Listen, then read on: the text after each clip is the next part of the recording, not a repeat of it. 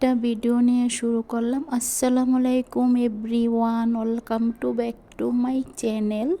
দূরে কাছে যে যেখান থেকে আমার ভিডিওটা দেখছেন, আশা করি আল্লাহর রহমতে সবাই ভালো আছেন, আমরাও ভালো আছি। নতুন একটা ভিডিও নিয়ে শুরু করলাম।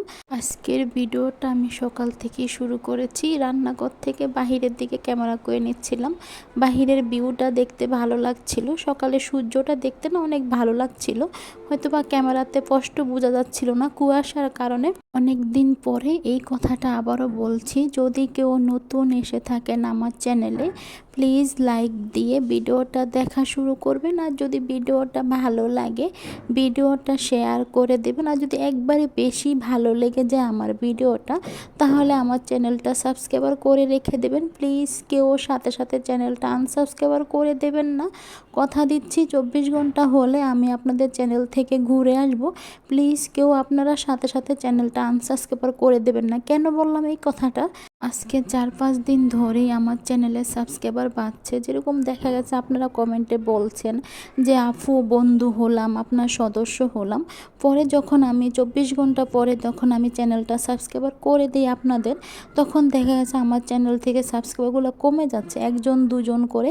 দেখা যাচ্ছে যে বাড়তি যে 5-6 জন সাবস্ক্রাইবার আসে, একে তো আমি ঠিকমতো ভিডিও করতে পারছি না। যাই ভিডিও শেয়ার করি, হয়তো বা আমার ভিডিও কারো ভালো লাগে না, তার জন্য বললাম। তারপরও আমি ভিডিও দিয়ে যাচ্ছি, যেহেতু নতুন চ্যানেল, তার জন্য কিন্তু আমি ভিডিওটা বন্ধ রাখতে পারছি না, তার জন্য বললাম।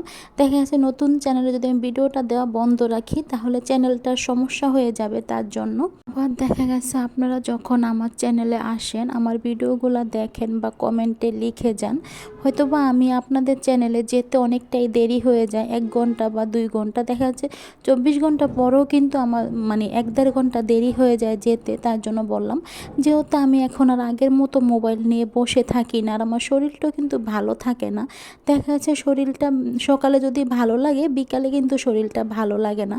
তার জন্য কিন্তু মোবাইলটাও আমি চেক করতে পারি না। যখন আমি মোবাইলটা চেক করি, দেখা যাচ্ছে তখনই কিন্তু আমি সাথে সাথে আপনাদের চ্যানেলগুলো সাবস্ক্রাইবার করে দিই। আবার দেখা যাচ্ছে ভিডিওগুলো দেখে দিই।